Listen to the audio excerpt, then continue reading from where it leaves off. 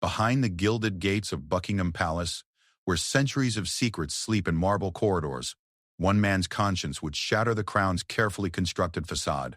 When a loyal guard's trembling hands delivered documents that could topple a future queen, the world discovered that sometimes the greatest scandals aren't written in tabloids.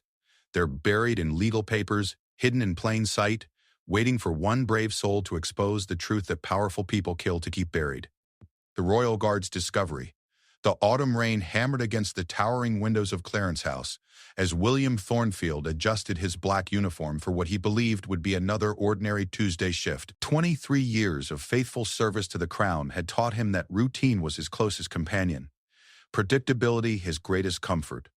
At 51, William had witnessed 3 royal weddings, 2 funerals, and countless state dinners, always maintaining the invisible presence that made him invaluable to the royal household staff. But this Tuesday morning would shatter every assumption he had ever held about loyalty, duty, and the people he had sworn to protect. William had been assigned to the document archive room, a position reserved only for the most trusted guards. The room, tucked away in the basement levels of Clarence House, contained filing cabinets that stretched from floor to ceiling, each locked drawer holding secrets that could reshape British history. His job was simple: ensure no unauthorized personnel entered while the royal secretaries conducted their quarterly document review. The morning began like any other. Margaret Ashworth, Camilla's personal secretary, arrived promptly at 9 o'clock, carrying her usual leather briefcase and wearing the stern expression that had intimidated staff members for over a decade. She nodded curtly at William before disappearing into the maze of filing cabinets, her heels clicking sharply against the polished floor. For 2 hours, William listened to the familiar sounds of drawers opening and closing, papers rustling, and the occasional frustrated sigh echoing through the room. Lady Margaret worked with mechanical precision, pulling files, reviewing contents, and either returning them to their proper place or setting them aside in carefully organized stacks. It was during her lunch break that everything changed. Lady Margaret had left her briefcase open on the central table, something she had never done in all the years William had observed her work. A gust of air from the building's ancient ventilation system had scattered several documents across the floor, and as William bent to collect them before Lady Margaret's return, his eyes caught sight of letterhead that made his blood run cold. The documents bore the official seal of Highgrove Estate, but the content was unlike anything William had ever seen in his decades of service. These weren't the usual property maintenance reports or staff scheduling documents he might have expected. Instead, he found himself staring at detailed financial records showing massive transfers of estate assets, property deeds for undisclosed real estate holdings, and correspondence between Camilla and various offshore banking institutions. William's hands trembled as he read document after document, each revelation more shocking than the last. The papers revealed a sophisticated network of shell companies and trusts, all apparently controlled by Camilla, that had been systematically acquiring valuable properties across England and Scotland. These weren't simple real estate investments. They were strategic acquisitions of land that held significant historical and financial value. One document particularly caught his attention. It was a memorandum dated just 3 months earlier, detailing plans to purchase a series of manor houses in the Cotswolds that had been in the same families for generations. The purchase prices were significantly below market value, and the correspondence suggested that the current owners were being pressured to sell through what appeared to be orchestrated financial difficulties. Another file contained communications between Camilla and several prominent British solicitors discussing the creation of what they called heritage preservation trusts. These trusts, according to the documents, were designed to acquire historic properties under the guise of cultural preservation, while actually converting them into profitable commercial ventures. The scheme appeared to exploit various legal loopholes in British property law, allowing the trust to purchase estates at dramatically reduced prices while providing tax benefits to both buyers and sellers. William discovered correspondence revealing that Camilla had been working with a network of intermediaries to identify financially vulnerable estate owners across Britain. These intermediaries would approach struggling landowners with offers to help them overcome their financial difficulties through the Heritage Preservation Program. Once the properties were transferred to the trusts, they were often converted into exclusive wedding venues, luxury hotels, or high-end residential developments. The most disturbing documents revealed the true scope of the operation. Over the past 5 years, Camilla's network had acquired more than 40 significant properties across Britain, with a combined value exceeding £200 million. The acquisitions had been carefully structured to avoid public scrutiny, with each purchase conducted through different shell companies and legal entities. William read through correspondence showing how the scheme had specifically targeted estates owned by families experiencing financial difficulties due to inheritance taxes, medical expenses, or business failures. The letters revealed a cold, calculating approach to these acquisitions, treating the emotional distress of losing family properties as simply another business opportunity to exploit. One particularly heartbreaking file contained the complete correspondence regarding the acquisition of Bellingham Manor, a 13th-century estate that had been in the same family for over 700 years. The documents showed how Camilla's representatives had approached the family during the patriarch's terminal illness, using his medical expenses and the family's emotional vulnerability to pressure them into accepting a sale price that was less than half the property's actual value. As William continued reading, he discovered that the scheme extended beyond simple property acquisition. The documents revealed plans to use these historic properties as collateral for massive loans from international banks, essentially leveraging Britain's cultural heritage for personal financial gain. The correspondence discussed using the combined value of the acquired estates to secure credit lines exceeding £500 million. The papers also revealed Camilla's plans to expand the operation internationally, with documents outlining similar schemes targeting historic properties in Ireland, Scotland, and Wales. The correspondence suggested that she viewed the British Isles as a vast reservoir of undervalued historic properties that could be systematically acquired and monetized. William found evidence that several prominent members of Parliament had been made aware of certain aspects of the scheme, receiving what appeared to be substantial consulting fees for their cooperation and ensuring that relevant legislation would not interfere with the property acquisitions. These payments were carefully disguised as speaking fees and charitable donations, but the timing and amount strongly suggested they were directly related to the estate acquisition program. The documentation included detailed financial projections showing that Camilla expected to generate annual profits exceeding £50 million from her property portfolio within 5 years. These projections included plans to commercialize historic gardens, convert ancient chapels into event venues, and transform medieval halls into luxury residential units. Perhaps most shocking were the documents revealing Camilla's plans for properties currently owned by the Crown Estate. The correspondence discussed strategies for gradually transferring certain royal properties into her personal control through complex legal arrangements that would technically comply with existing laws, while effectively removing these historic assets from public ownership. William discovered letters discussing the potential acquisition of several properties currently managed by the National Trust, with plans to exploit financial pressures on the organization to force sales of some of Britain's most treasured historic sites. The correspondence revealed detailed knowledge of the National Trust's financial vulnerabilities and specific strategies for leveraging these weaknesses to acquire properties at below-market prices. The documents also contained communications with several international investors interested in purchasing shares in Camilla's property portfolio. These investors, primarily from the Middle East and Asia, were apparently attracted by the stability and growth potential of owning historic British properties. The correspondence suggested that foreign ownership of these cultural treasures was not seen as problematic, but rather as a natural evolution of global investment strategies. As William reached the bottom of the scattered papers, he found a document that made his stomach turn. It was a detailed list of additional properties targeted for acquisition, including several estates that he knew were currently home to elderly residents who had lived there their entire lives. The document included personal information about these residents, their financial situations, and specific strategies for approaching them about potential sales. The final document in the pile was perhaps the most chilling of all. It was a contingency plan outlining how the entire operation could be dismantled and evidence destroyed if public scrutiny became too intense.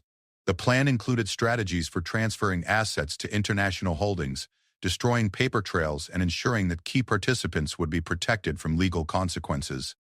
William carefully organized the documents exactly as he had found them, but his mind was racing with the implications of what he had discovered.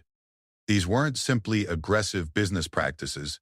They appeared to be a systematic exploitation of Britain's cultural heritage and the financial vulnerabilities of ordinary citizens. As Lady Margaret's heels clicked down the hallway announcing her return from lunch, William stepped back to his position by the door, but everything had changed.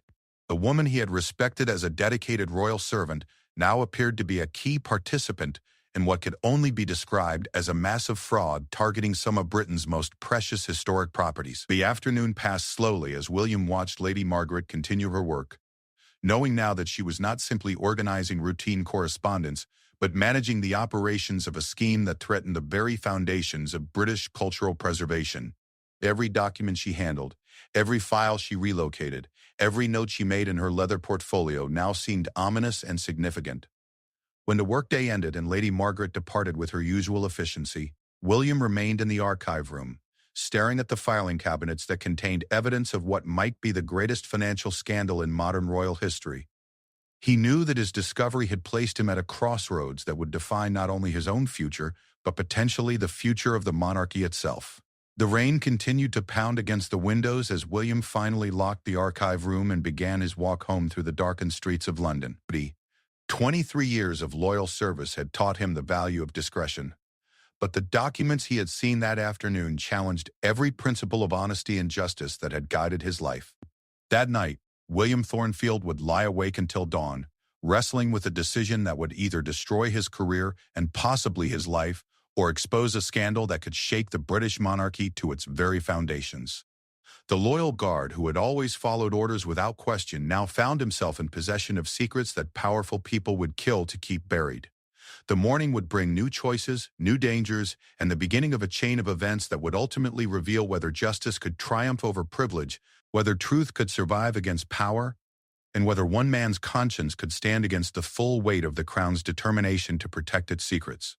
The investigation begins. William Thornfield had not slept for 3 days. That the revelation he had stumbled upon in the archive room had consumed every waking moment, transforming him from a loyal palace guard into a reluctant detective investigating what appeared to be the crime of the century. His modest flat in South London had become a makeshift command center, with newspaper clippings, printed internet articles, and hastily scrawled notes covering every available surface. The decision to investigate further had not come easily. He debated whether to simply forget what he had seen, continue his duties as if nothing had happened, and preserve the comfortable routine that had defined his adult life. But every time he closed his eyes, he saw the faces of the elderly estate owners whose homes had been targeted, families who trusted that Britain's institutions would protect them from exploitation. His first step had been to visit the local library, where he spent hours researching the properties mentioned in Camilla's documents. What he discovered exceeded his worst fears. The estate after estate that had been acquired through the Heritage Preservation Trusts had indeed been converted into commercial ventures, often within months of purchase. Present, medieval halls were hosting expensive weddings, medieval halls were being marketed as exclusive event spaces, and historic gardens were charging premium admission fees to tourists. William had used his lunch breaks to visit several of these properties, posing as a tourist interested in British history. At Bellingham Manor, the 13th century estate he had read about, he met Sarah Bellingham, the elderly daughter of the family that had owned the property for 7 centuries. She was working as a tour guide in what had once been her family home, earning minimum wage to show strangers through rooms where her ancestors had lived and died. William learned that Sarah's family had been pressured into selling during her father's final illness. The Heritage Preservation Trust had approached them claiming to offer a solution that would allow them to retain some connection to their ancestral home while relieving them of the financial burden. Instead, they had been forced to vacate within 6 months, with Sarah accepting the tour guide position only because she couldn't bear to be completely separated from her family's legacy. The story was repeated at property after property. Families who had believed they were participating in a program to preserve British heritage for future generations instead found themselves displaced from homes that had sheltered their ancestors for hundreds of years. The trust's promises of maintaining the property's historical integrity had proven worthless, as commercial development proceeded without regard for cultural preservation.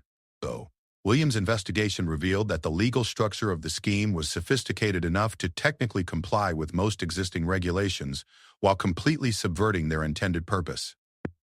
The Heritage Preservation Trusts were indeed registered charities, allowing them to claim tax benefits while pursuing purely commercial objectives. The trust documents contain vague language about preservation through sustainable utilization, which provided legal cover for the commercial exploitation of historic properties. During his research, William discovered that several other members of the royal household staff had noticed unusual activities but had dismissed them as routine business matters. James Patterson, a butler who had worked at Highgrove Estate for 15 years, revealed during a chance encounter that he had been instructed to prepare guest accommodations for a series of visitors who were not on any official royal schedule. These guests, primarily businessmen and solicitors, had met with Camilla privately, often for hours at a time. Margaret Holmes, who worked in the Royal Correspondence Office, had noticed an unusual volume of legal documents being processed through unofficial channels. These documents were handled exclusively by Lady Margaret Ashworth and never appeared in the standard royal filing systems. Margaret Holmes had assumed they related to private charitable work, but William now understood they were likely connected to the property acquisition scheme. The groundskeeper at Highgrove Estate, Thomas Wright, had observed frequent visits from property surveyors and architects who arrived in unmarked vehicles and conducted assessments of various royal properties without any apparent official authorization. Thomas had reported these visits to his supervisors, but had been told to ignore them and focus on his regular duties. William began to understand that the scheme had been operating under the noses of dozens of loyal royal staff members, each seeing only fragments of a much larger operation. The compartmentalized nature of royal household operations had provided perfect cover for activities that would have been immediately suspicious in a more transparent organization.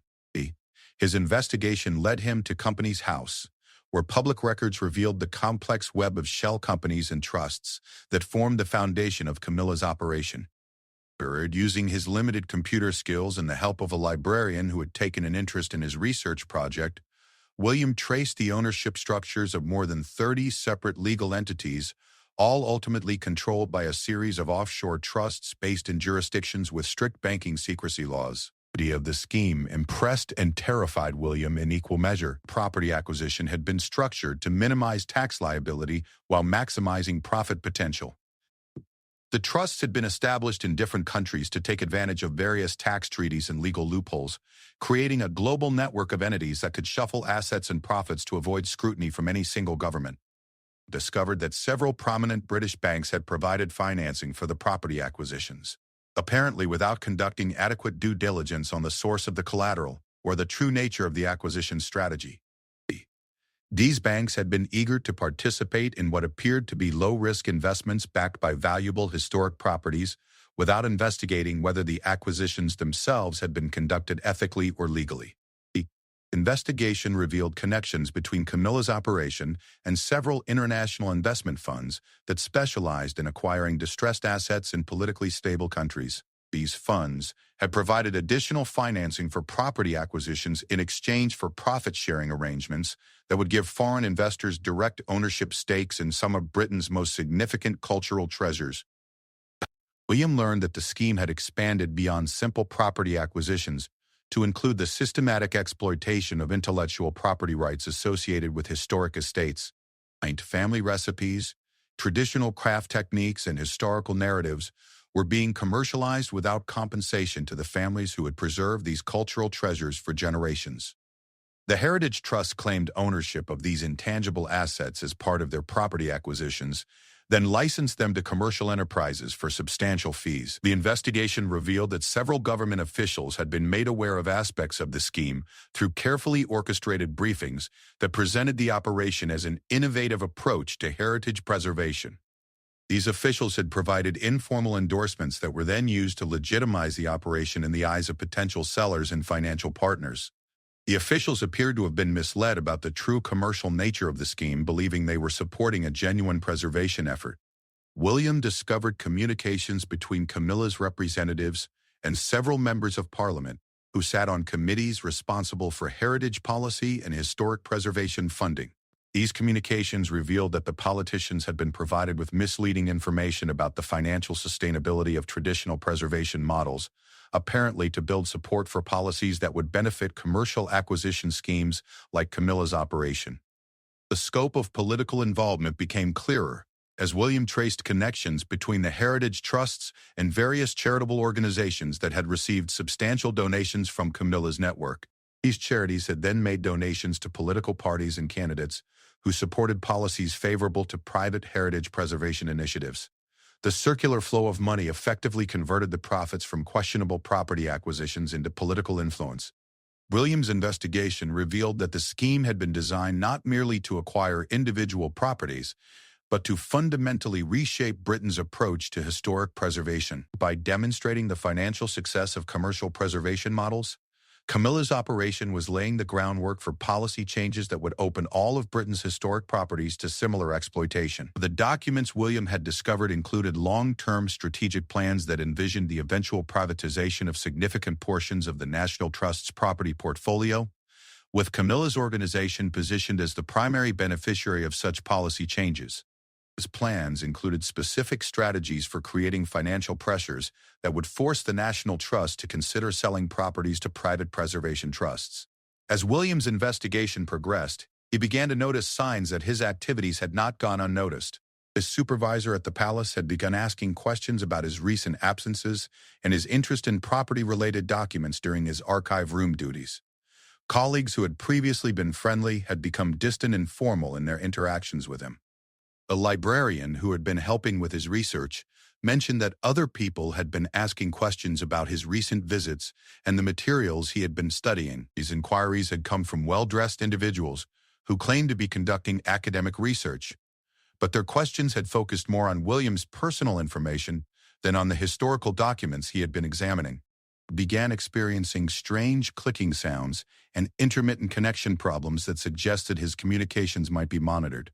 His internet browsing had become slower and less reliable, with certain websites becoming completely inaccessible from his home computer. These technical problems had begun shortly after he had started researching the financial structures underlying Camilla's property acquisitions. The investigation had also revealed that several journalists who had attempted to investigate unusual property transactions involving members of the royal family had encountered significant obstacles in obtaining information. Requests had been denied on grounds of national security, and potential sources within government agencies had become unwilling to cooperate after receiving warnings about the consequences of unauthorized disclosure. William realized that his discovery had placed him at the center of a web of corruption that extended far beyond a simple real estate fraud. The scheme represented a systematic exploitation of Britain's cultural heritage that had been facilitated by corruption of political, financial, and legal institutions. The people he had spent his career protecting and serving had been participating in what amounted to the organized theft of the nation's historic legacy. As he prepared to take the next step in his investigation, William understood that he was no longer simply a palace guard who had stumbled upon inconvenient information. Powerful people who had invested tremendous resources in keeping their activities secret. The comfortable anonymity that had protected him throughout his career had evaporated the moment he decided to pursue the truth about what he had discovered. The Evening News carried a report about another historic estate being sold to a heritage preservation trust, with the seller praising the innovative approach to maintaining Britain's cultural treasures for future generations. William watched the report knowing that the family would likely be evicted within months, their ancestral home converted into another commercial enterprise designed to enrich the very people who claimed to be preserving it. That night, William Thornfield made the decision that would transform him from investigator to whistleblower, from loyal servant to public enemy.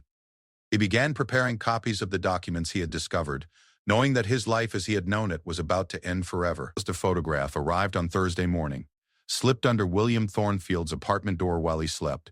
It showed him sitting in the Reading Library, surrounded by documents and newspaper clippings, his face clearly visible as he studied property records related to Camilla's estate scheme. Written across the bottom in red ink were 5 words that made his blood freeze. "We know what you're doing." William understood immediately that his investigation had crossed a line from which there could be no retreat. The people behind Camilla's operation possessed resources and connections that extended far beyond the walls of any royal palace. They had been watching him, documenting his activities, and now they wanted him to know that his every move was being monitored. But the photograph had the opposite effect from what his watchers intended. Instead of frightening him into silence, it convinced William that the scheme he had discovered was even more dangerous and far-reaching than he had initially believed. People who went to such lengths to intimidate a palace guard were protecting something worth billions, not millions of pounds. William had spent the previous week carefully documenting every aspect of the estate acquisition network, creating detailed charts that mapped the connections between shell companies, offshore trusts, and the properties they had acquired. Paris. His modest apartment had been transformed into an investigation center, with walls covered in photographs, financial records, and timelines that revealed the systematic nature of the operation.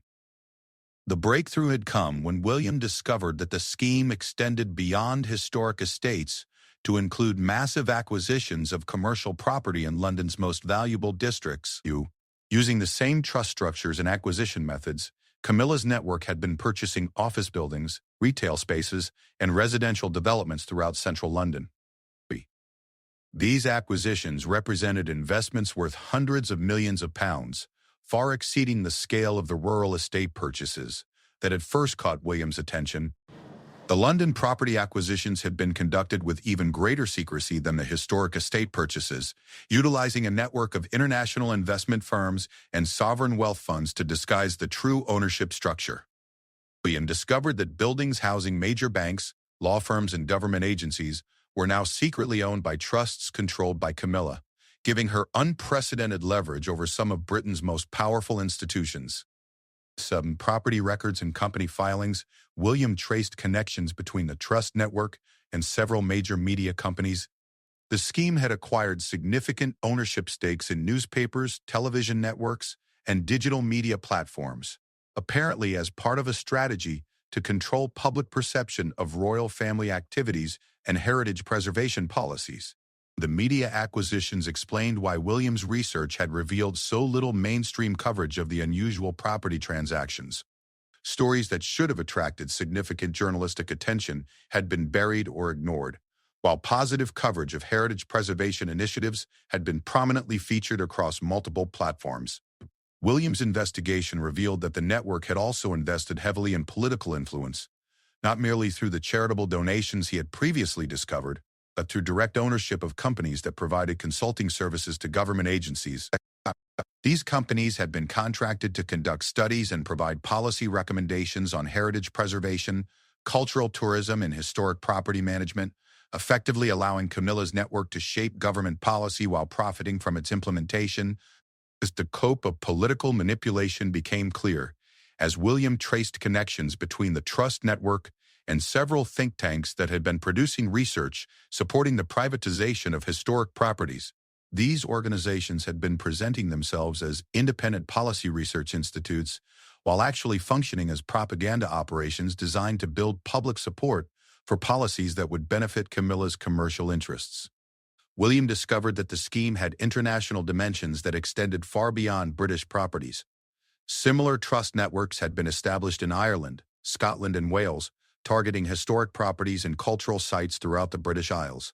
The operation also included partnerships with organizations in France, Italy, and Germany that were pursuing comparable strategies for acquiring and commercializing European cultural heritage. The network had been structured to take advantage of European Union heritage preservation programs and cultural grants, essentially using public funding to subsidize private commercial acquisitions. Grants had received millions of euros in preservation grants while converting the properties they claimed to be preserving into profitable commercial enterprises. William learned that several prominent European aristocrats had become partners in the network, contributing their own historic properties to the commercial exploitation scheme in exchange for shares in the overall operation. These partnerships had been disguised as cultural exchange programs and heritage cooperation initiatives, allowing the network to expand across national boundaries while maintaining the appearance of legitimate preservation activities. The investigation revealed that the network had been targeting properties owned by elderly aristocrats throughout Europe, using sophisticated psychological manipulation techniques to convince them to transfer their estates to the preservation trusts. These techniques included creating artificial financial crises, spreading rumors about inheritance tax changes, and exploiting family disputes to pressure owners into accepting disadvantageous sale terms. William discovered communications revealing that the network had been working with corrupt officials in several European governments to ensure that heritage preservation regulations would not interfere with their commercial objectives. These officials had been paid substantial consulting fees in exchange for their cooperation in creating regulatory loopholes and bureaucratic obstacles that favored private preservation trusts over traditional public preservation methods. The scheme had also extended into the art market, with the network systematically acquiring valuable artworks, antiques, and cultural artifacts from the estates they purchased. These items were being sold through international auction houses and private dealers, generating additional profits while permanently separating cultural treasures from their historic contexts. William learned that several major auction houses had become unwitting participants in the scheme, handling sales of artifacts and artworks without conducting adequate research into their provenance or the circumstances of their acquisition. The network had been exploiting the art market's traditional discretion and limited transparency to launder cultural assets that had been obtained through questionable methods. The investigation revealed that the network had been using advanced data analytics and artificial intelligence to identify potential acquisition targets more efficiently. They had developed sophisticated algorithms that analyzed financial records, social media activity, and public databases to identify property owners who might be vulnerable to their acquisition strategies. The technological sophistication of the operation explained how the network had been able to target vulnerable families with such precision, approaching them at moments of maximum financial and emotional stress.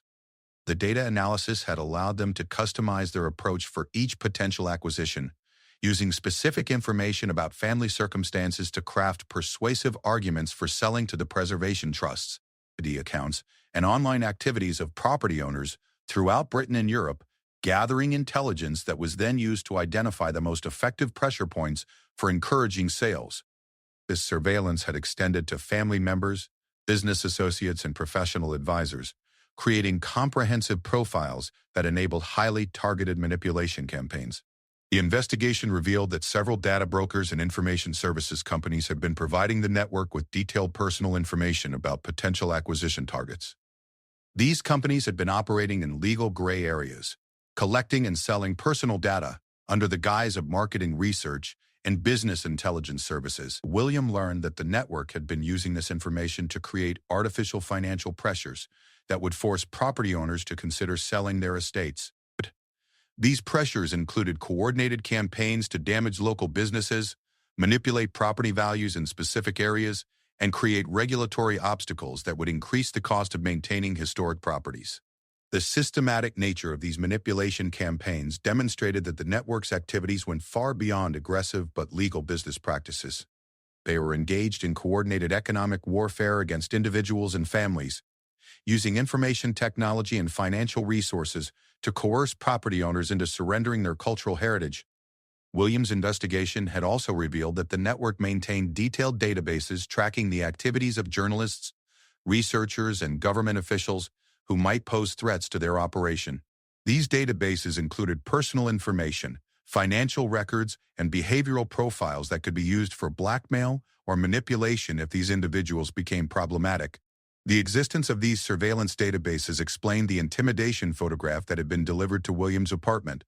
The network possessed comprehensive intelligence capabilities that allowed them to monitor and respond to any perceived threats to their operation, using resources that rivaled those of national intelligence agencies.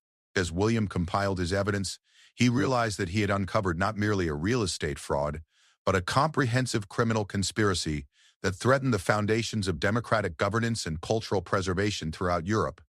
The network possessed the financial resources, political connections, and technological capabilities to manipulate governments, media organizations, and civil society institutions on a massive scale. The investigation had also revealed that the network's ultimate objective extended beyond profit maximization to include the fundamental restructuring of how European societies manage their cultural heritage. By demonstrating the financial success of commercial preservation models, they were laying the groundwork for policy changes that would privatize most publicly owned cultural sites and historic properties. William understood that his discovery had placed him in possession of information that could trigger a political crisis affecting multiple countries. The network's influence extended into the highest levels of government, media, and financial institutions, making it virtually impossible to pursue justice through normal channels. The evidence he had gathered implicated dozens of prominent politicians, business leaders, and cultural figures in activities that ranged from corruption to fraud to extortion. Exposing the full scope of the conspiracy would require extraordinary measures and would likely result in his own destruction by the powerful forces he was challenging. As he prepared for the next phase of his investigation, William Thornfield knew that he had become the most dangerous person in Britain. The knowledge he possessed could topple governments and destroy some of the most powerful people in Europe, but only if he could survive long enough to reveal what he had discovered to the world. The dangerous alliance William Thornfield knew he could not fight this battle alone. The intimidation photograph had made it clear that the conspiracy possessed resources far beyond anything a single palace guard could challenge. But in his weeks of investigation, he had identified others who might share his commitment to exposing the truth, regardless of the personal cost.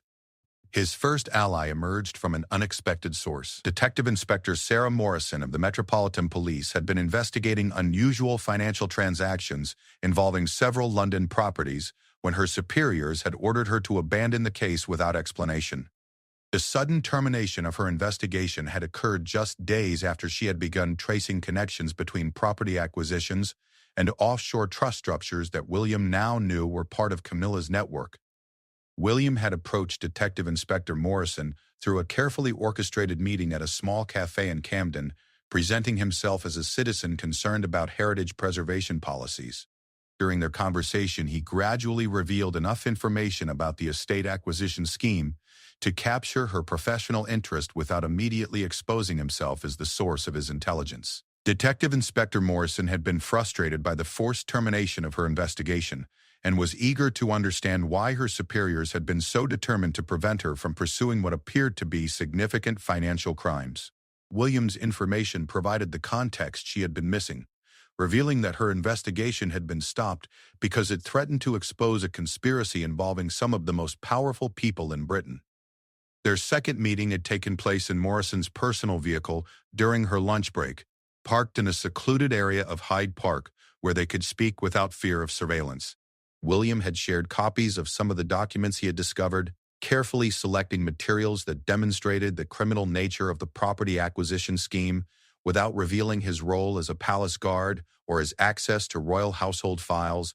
Detective Inspector Morrison's analysis of the documents had confirmed William's worst fears about the scope and sophistication of the conspiracy. Underlying the estate acquisitions violated multiple laws related to fraud, money laundering, and tax evasion. The systematic targeting of vulnerable property owners constituted organized extortion, while the use of charitable trust structures to disguise commercial activities represented massive charity fraud. More disturbing was Morrison's revelation that similar investigations had been terminated throughout the British law enforcement community. Detectives in Scotland Yard's Financial Crimes Division, HM Revenue and Customs investigators, and even officers from the Serious Fraud Office had been ordered to abandon cases that touched on the property acquisition network. The pattern of interference suggested that the conspiracy had infiltrated the highest levels of British law enforcement. Morrison had also discovered that several prosecutors who had attempted to pursue cases related to heritage trust activities had been reassigned to other duties or had suddenly found their careers derailed by negative performance evaluations. The legal profession's traditional independence had been systematically undermined through a combination of career pressure, financial incentives, and targeted intimidation. Their third ally came from within the media industry. James Fletcher was an investigative journalist who had been pursuing stories about unusual property transactions involving members of the royal family, when his editors had killed his articles without explanation. Fletcher had 20 years of experience exposing political and financial corruption, but had never encountered such comprehensive resistance to a story. Fletcher had been investigating the sudden availability of several historic estates for commercial development when he had noticed patterns suggesting coordinated acquisition campaigns. His attempts to interview the families who had sold these properties had revealed a consistent pattern of financial pressure, misleading information, and emotional manipulation that suggested systematic fraud rather than legitimate business practices.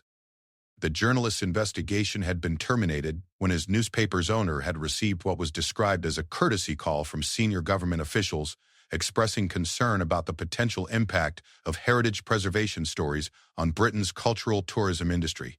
Fletcher had been reassigned to cover local politics, effectively ending his investigation into what he had begun to recognize as a massive criminal conspiracy. William's meeting with Fletcher had been arranged through Detective Inspector Morrison, who had worked with the journalist on previous investigations. Fletcher had immediately recognized the significance of the documents William possessed, understanding that they provided the missing pieces of a puzzle he had been trying to solve for months. Fletcher's expertise in media manipulation had revealed another dimension of the conspiracy that William had only partially understood. The network had not merely acquired ownership stakes in media companies. They had developed sophisticated strategies for controlling news coverage through advertising pressure, legal threats, and strategic information leaks designed to discredit potential critics. The journalist had discovered that several stories critical of heritage preservation policies had been killed after major advertisers had threatened to withdraw their support from publications. These advertisers had been acting on guidance from consulting firms that were secretly controlled by Camilla's network, creating a web of financial pressure that effectively censored criticism of their activities. Fletcher had also identified a campaign of character assassination directed against journalists, researchers, and public officials who had attempted to investigate unusual property transactions. This campaign had included strategically leaked false information designed to destroy professional reputations, coordinated social media attacks, and legal harassment through frivolous lawsuits designed to exhaust targets' financial resources. The fourth member of their alliance was the most surprising: Lady Catherine Pemberton, a member of the aristocracy whose own family estate had been targeted by the acquisition network. Lady Catherine had initially been approached by representatives of a heritage preservation trust who had offered to help her family overcome mounting financial pressures through their innovative preservation program. The trust representatives had presented detailed financial analyses showing that traditional approaches to estate maintenance were unsustainable in the modern economic environment. They had offered a solution that would allow the family to retain residence rights while transferring ownership to a charitable trust that would ensure the property's preservation for future generations. Paper from the beginning, particularly because the trust's representatives had seemed unusually well informed about her family's private, financial circumstances and personal relationships. Her decision to hire independent legal advisors to review the proposed agreement had revealed that the arrangement would effectively transfer complete control of the property to the trust while providing her family with minimal long-term protection. Her investigation into the Heritage Preservation Trust had led her to discover connections to the same network of shell companies and offshore entities that William had identified in his research. Lady Catherine's access to aristocratic social circles had enabled her to identify dozens of other families who had been approached by similar organizations, many of whom had already transferred their properties to preservation trusts. Lady Catherine's insider knowledge of British aristocratic society had revealed that the network had been systematically targeting families based on detailed intelligence about their financial vulnerabilities, family dynamics, and personal relationships. The acquisition campaigns had been coordinated to take advantage of inheritance disputes, medical expenses, business failures, and other personal crises that would make families receptive to preservation trust solutions. Her investigation had also revealed that several prominent aristocrats who had publicly endorsed heritage preservation trusts were actually secret partners in the network, receiving substantial payments for encouraging other families to transfer their properties to the commercial preservation programs. These endorsements had been used to legitimize the network's activities while concealing their true commercial objectives. The alliance between William Detective Inspector Morrison Fletcher and Lady Catherine had quickly evolved into a sophisticated intelligence operation designed to gather evidence of the conspiracy's criminal activities while avoiding detection by the network's surveillance capabilities. They had established secure communication protocols, created backup documentation systems, and developed strategies for protecting themselves from the intimidation and manipulation tactics the network employed against its critics. Detective Inspector Morrison had used her law enforcement contacts to identify other officers who had been frustrated by the termination of investigations related to Heritage Trust activities. These officers had provided additional intelligence about the scope of the conspiracy and the methods used to prevent law enforcement from pursuing relevant cases. Fletcher had established relationships with journalists in other European countries who had encountered similar patterns of interference when investigating unusual property transactions involving heritage preservation organizations. These international connections had revealed that the conspiracy extended far beyond Britain, with similar networks operating throughout Europe and potentially in other regions.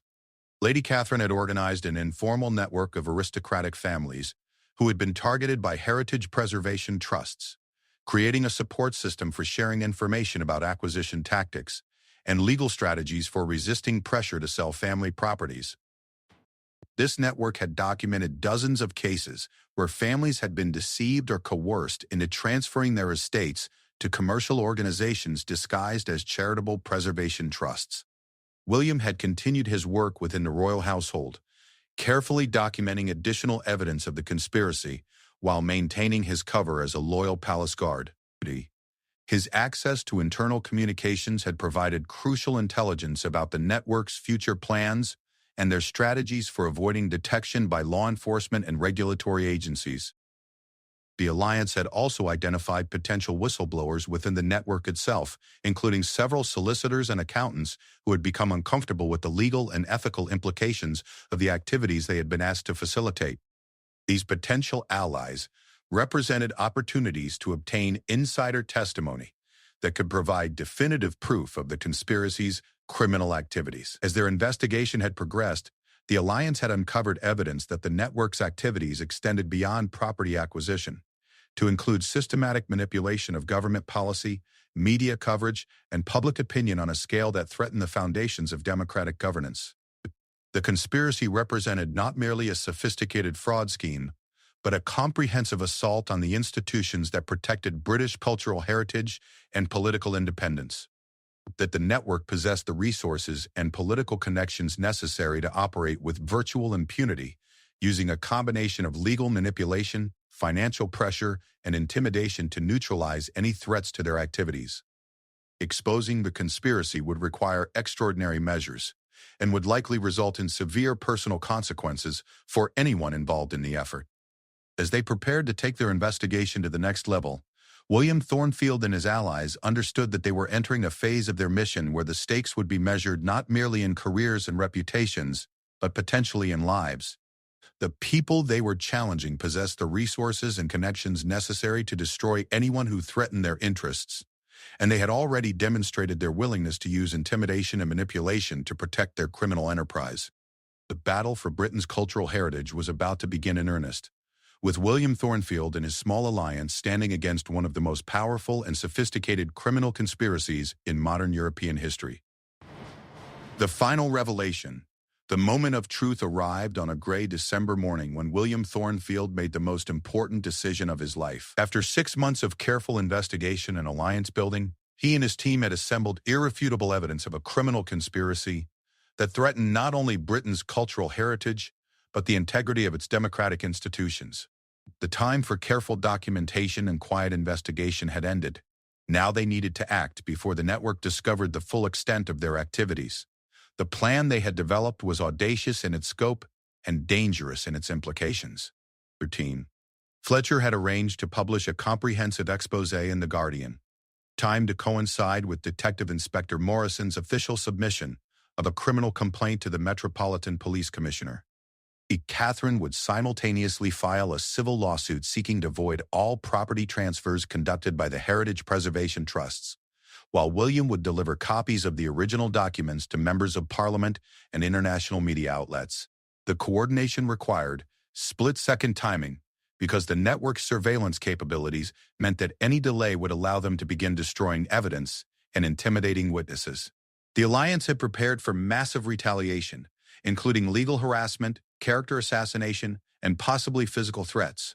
But they understood that their only chance of success lay in overwhelming the network's ability to respond to simultaneous attacks from multiple directions. William's role in the revelation required him to sacrifice everything he had built over 23 years of loyal service. By noon on that December morning, he would no longer be a palace guard. He would be a fugitive from some of the most powerful people in Britain. The decision had not come easily, but the evidence he had gathered made it impossible for him to continue participating in an institution that was systematically betraying the trust of the British people. The morning began with Fletcher's article appearing online at exactly 6 o'clock, accompanied by a comprehensive document archive that included detailed financial records, correspondence, and photographic evidence of the property acquisition scheme. The headline read, "The Crown's Secret Empire: How Royal Family Members Used Charitable Trusts to Steal Britain's Heritage." And the story immediately began trending across social media platforms throughout Britain and Europe. Fletcher's investigation, enhanced by the evidence William had provided, revealed the full scope of Camilla's operation for the first time. The article documented the systematic acquisition of more than 200 historic properties across Britain and Europe, the displacement of dozens of families from ancestral homes, and the conversion of cultural treasures into commercial enterprises generating hundreds of millions of pounds in annual profits. The story included detailed profiles of families who had been victimized by the scheme, complete with documentation showing how they had been targeted during moments of financial vulnerability and deceived about the true nature of the Preservation Trust program. The human impact to the conspiracy was presented through first-person accounts that revealed the emotional devastation caused by losing properties that had been in families for generations. Detective Inspector Morrison's criminal complaint was filed simultaneously with the article's publication, presenting law enforcement officials with a comprehensive case that included evidence of fraud, money laundering, extortion, and conspiracy charges that could result in decades of imprisonment for the network's leaders. The complaint specifically identified Camilla as the primary organizer of the criminal enterprise and detailed her personal involvement in directing the acquisition campaigns. Morrison had also prepared evidence documenting the conspiracy's corruption of law enforcement agencies, including specific instances where investigations had been terminated through political pressure, and career retaliation had been used to silence detective officers who had attempted to pursue relevant cases. This evidence provided the legal foundation for demanding independent prosecutors and special investigation units to handle the case. Lady Catherine's civil lawsuit was filed in London's High Court, seeking to void more than 100 property transfers on grounds that they had been obtained through fraud, misrepresentation, and undue influence. The lawsuit included demands for the return of all transferred properties to their original owners and the dissolution of all heritage preservation trusts involved in the scheme. Dolicist also sought damages exceeding £500 million for the harm caused to displaced families and the destruction of Britain's cultural heritage through commercial exploitation. Lady Catherine had organized dozens of affected families to join the lawsuit as plaintiffs, creating a unified legal challenge that would be difficult for the network to contest through individual intimidation campaigns. William's simultaneous delivery of documents to members of Parliament created immediate political pressure for government action. The evidence he provided demonstrated that multiple government agencies had been aware of aspects of the conspiracy, but had been prevented from pursuing investigations through political interference. The documentation included specific communications showing how ministerial pressure had been used to protect the network from regulatory scrutiny. Parliamentary revelations forced immediate questions about the government's role in enabling the conspiracy and created political pressure for comprehensive investigations that could not be easily suppressed through administrative manipulation. Several MPs immediately called for emergency parliamentary sessions to address the crisis, while others demanded criminal investigations of government officials who had participated in covering up the conspiracy. William had also provided copies of all evidence to journalists in France, Germany, Italy, and other European countries where the network had been operating. The international dimension of the scandal made it impossible for British authorities to contain the story through domestic media manipulation, while creating pressure for coordinated law enforcement responses across multiple jurisdictions. The network's response was swift and vicious. Within hours of the story's publication, Fletcher found himself facing a coordinated social media campaign designed to destroy his credibility, including the release of fabricated documents suggesting he had accepted payments from foreign governments to publish false stories about the royal family. Legal threats from prominent law firms demanded retraction of the article and threatened massive damages for libel and defamation. Detective Inspector Morrison was suspended from duty pending an internal investigation into her unauthorized release of confidential information, while her superiors claimed that her criminal complaint contained classified intelligence that endangered national security. The Metropolitan Police issued public statements questioning the validity of her evidence and suggesting that the criminal complaint was based on fabricated documents. Lady Catherine faced immediate legal challenges to her lawsuit, with the Heritage Preservation Trusts claiming that her action was frivolous and motivated by personal financial problems rather than legitimate legal concerns. Private investigators began following her movements and approaching her friends and family members with questions designed to gather compromising information that could be used to discredit her testimony. William discovered that his identity as the source of the leaked documents had been compromised within hours of the story's publication. Security camera footage from the palace had apparently been analyzed to identify the specific times when he had accessed the archive room where the original documents were stored.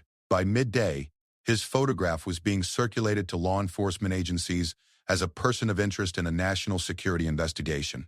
The network had also activated its political allies, with government ministers issuing statements claiming that the allegations were part of a foreign disinformation campaign designed to destabilize British institutions.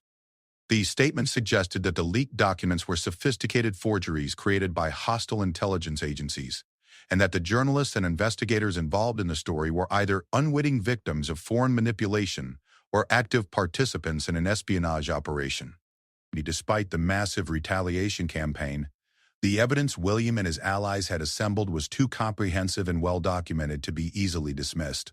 International media outlets began conducting independent verification of the financial records and property transactions described in Fletcher's article, confirming the basic facts of the conspiracy through their own investigative work. The European Union announced its intention to investigate potential violations of heritage preservation regulations and cultural protection treaties, while several European governments expressed concern about the commercial exploitation of historic properties that had received public preservation funding. These international responses created additional pressure for British authorities to pursue legitimate investigations rather than cover-up efforts. To letter parliamentary opposition leaders demanded emergency debates on the government's role in enabling the conspiracy, while several conservative MPs broke ranks to call for independent investigations of the allegations. The political pressure made it increasingly difficult for government leaders to dismiss the scandal as foreign disinformation or media sensationalism. Most importantly, dozens of additional families began coming forward with their own stories of being targeted by heritage preservation trusts, providing corroborating evidence that supported the basic allegations in Fletcher's article. These testimonials created a growing body of independent evidence that made it impossible for the network to claim that the scandal was based entirely on fabricated documents. The financial markets responded immediately to the revelations, with shares in companies connected to the trust network losing billions of pounds in value as investors recognized the legal and regulatory risks associated with the property acquisition scheme. Their banks announced reviews of their relationships with entities linked to the conspiracy, while several sovereign wealth funds suspended planned investments in British heritage preservation projects.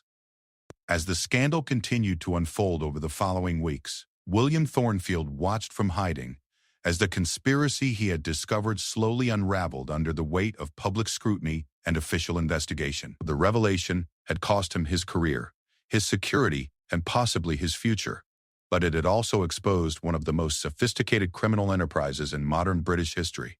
The palace guard, who had stumbled upon secret documents in a basement archive room, had ultimately brought down a conspiracy that threatened the cultural foundations of European civilization.